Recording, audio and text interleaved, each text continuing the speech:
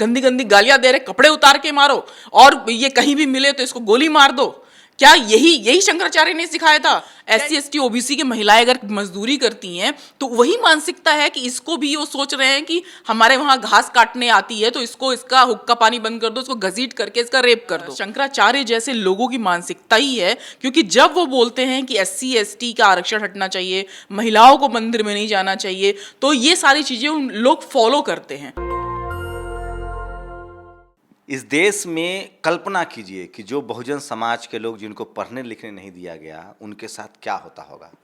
मेरे साथ देश की राजधानी दिल्ली में रहने वाली प्रियंका पासवान जैन हैं, जो समृद्ध फैमिली से हैं, जिनके माता पिताजी सरकारी अधिकारी थे, सारे भाई बहन वेल सेटल्ड हैं, और अब ये जब सड़कों पर निकलकर मनुवाद जातिवाद के खिलाफ लड़ रही हैं तो FIR होता है, गंदी गंदी गालियां दी जाती है। सोचिए इस देश में जातिवाद कितना क्रूर है, कितना क्रूएल है।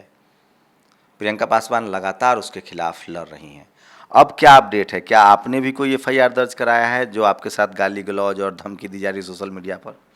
देखिए, मैंने अभी कंप्लेन किया हुआ है। FIR तक मुझे अगर नहीं बोला FIR करते हैं तो इसके लिए भी हम लोग कुछ करेंगे कि FIR दर्ज हो। और जहाँ तक इन लोगों ने वाकई पहले तो मैंने सोचा कि इन लोगों को छोड़ दिया जाए, लेकिन चूंकि अब ये जो मामला उन लोग के आचार्य थे, इसको उठाना इसलिए ज़रूरी था क्योंकि जो अभी जो बहुजन महिलाओं के साथ, दलित महिलाओं के साथ में जो रेप होते हैं और कहीं ना कहीं जो बहुजनों को SC ST OBC को मारा जाता है, तो कहीं ना कहीं ये शंकराचार्य जैसे लोगों की मानसिकता ही है, क्योंकि जब वो बोलते हैं कि SC ST का आरक्षण हटना चाहिए, महिलाओं को मंदिर में नहीं जाना चाहिए, तो ये सारी चीज़ें उन लोग फॉलो करते हैं। तो उस वक्त जब वो बोल रहे थे तो हमारे लोगों ने क्यों नहीं बोला? अब अगर मैं बोल रही हूँ तो उनके अनुयायी ये बोलते हैं तुम तब कहाँ थी जब ये लिखा जा रहा था? तो भाई मुझे जब सबूत मिला तो मैंने बोला, तो अब बोलने का वक्त है, अब बोलना चाहिए, और मैं भी किसी भी चीज़ से पीछे नहीं हटूंगी। अब इन लोगों को मैं घसीटूंगी कोर्ट में, और डेफिनेटली इन लोगों ने जो घटिया तरीके से बोला है, क्या उन लोगों ने जिस हिसाब से मुझे बोला है कि तुम्हारी पैदाइश गंदी है, तुम रंडी खाने में पैदा हुई हो, तो क्या वो शंकराचार्य और इनकी माँ का भी इन लोगों का अवैध संबंध था जो इस हिसाब से इतने असंस्कारी? यही शंकराचार्य ने सिखाया था उन लोग को, जिस हिसाब से वो सब मेरे ऊपर चीजें गंदी गंदी गालियां दे रहे, कपड़े उतार के मारो और ये कहीं भी मिले तो इसको गोली मार दो। क्या यही शंकराचार्य ने सिखाया था? क्या इनकी माँ का यही संस्कार था? क्या इनके पिता हैं?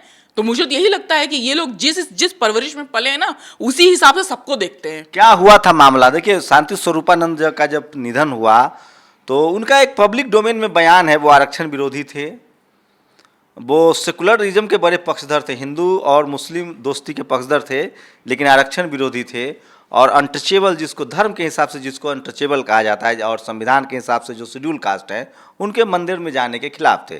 प्रियंका ने उसी को पोस्ट किया था अखबार की कटिंग के साथ। उसके बाद उनके अनुयायियों ने इनके साथ भद्दी गालियाँ शुरू कर दी, धमकियाँ देने लगी, और अब पुलिस में केस दराने की बात कही। पता नहीं केस दर्ज हुआ कि नहीं, लेकिन प्रियंका पासवान ने केस दर्ज करा दिया है। पुलिस का क्या रिस्पॉन्स रहा? देखिए, अभी तो कुछ भी फ़ोन नहीं आया। मैंने कंप्लेन वहाँ किया हुआ है, तो अभी कुछ भी फ़ोन नहीं आया। नामजद कंप्लेन किया आपने लोगों के खिलाफ? सारे लोग ID का स्क्रीनशॉट दिया? यस, स्क्रीनशॉट सब कुछ दिया है, उन लोगों ने जो बोला है वो दिया हुआ है।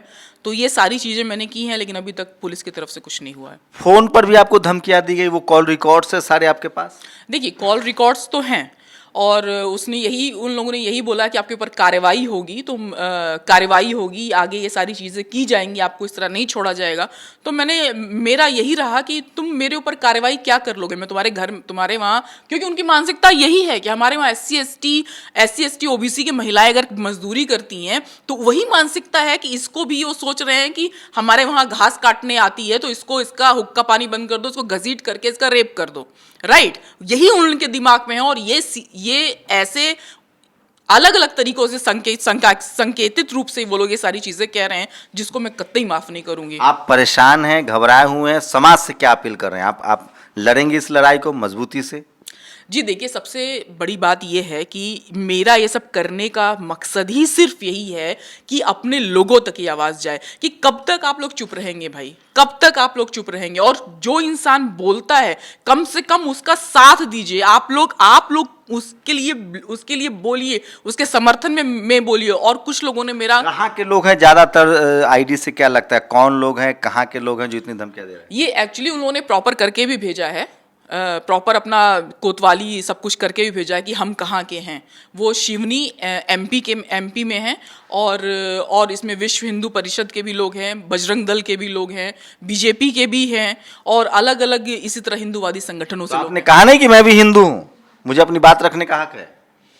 देखिए, अगर मुझे लगता है कि हिंदू अगर हम होते तो डेफिनेटली मेरे साथ तो ऐसा नहीं होता। अब मेरा क्या, मैं यही चीज़ लोगों को मैसेज देना चाह रही हूँ कि अब ये कृपया छोड़ दीजिए कि आप हिंदू हैं, आप चुनावी हिंदू हैं। अगर आप हिंदू होते तो हाथरस में घटना जो घटती है, रात में जला दिया जाता है, वहीं जो शेट्टी लड़की है हैदराबाद में हुआ, उसको देखिए, तुरंत कार्रवाई होती है, उसके जो अपराधी हैं उसको पकड़ के दोषियों को सजा दिया जाता है। वहीं निर्भया भी जो है वो ब्राह्मण है, तो वहां भी उसके दोषियों को सजा दी जाती है, और हम लोग का एफआईआर तक नहीं दर्ज होता।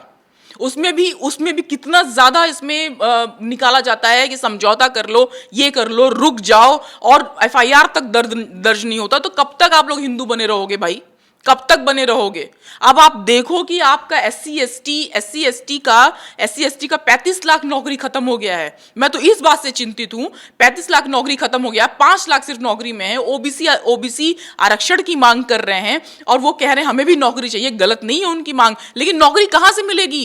नौकरी तो खत्म है, निजीकरण हो गया है। तो कम से कम अगर आप इस खेमे से बाहर आएंगे कि आप हिंदू हैं, तो कम से कम अपने अधिकारों के लिए, सही चीज के लिए आप आवाज उठा पाएंगे। तो सोचिए, इसी देश में धर्म के नाम पर अत्याचार हुआ है।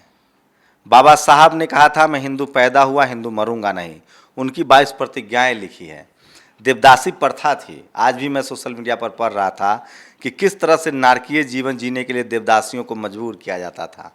और अब जब बहुजन समाज के लोग अपने हक अधिकार बराबरी के लिए लड़ रहे हैं, बोल रहे हैं, तो धमकियां दी जा रही है। आप सोचिए, जो वर्चस्ववाद को बनाए रखना चाहते हैं वो समानता के अधिकार के लिए बोलने वाले लोगों को डरा धमका रहे हैं। क्या लगता है आप लोगों को, प्रियंका पासवान जैन को डर जाना चाहिए या इनके खिलाफ कानूनी तरीके से, डेमोक्रेटिक तरीके से अपनी आवाज़ उठाती रहनी चाहिए? आपकी प्रतिक्रिया बहुत ज़रूरी है। शुक्रिया प्रियंका जी हमसे बात करने के लिए। Thank you. कैमरा पर्सन आशीष के साथ शंभू कुमार सिंह, नेशनल दस्तक, दिल्ली। नेशनल दस्तक की आपसे गुजारिश है कि अगर इसको बचाना चाहते हैं तो नेशनल दस्तक को सब्सक्राइब करने के लिए रेड कलर के सब्सक्राइब बटन को दबाएं, फिर बेल आइकन की घंटी दबाएं। नेशनल दस्तक को बचाने के लिए बहुत जरूरी है कि हर खबर को शेयर करें, लाइक करें, कमेंट जरूर करें।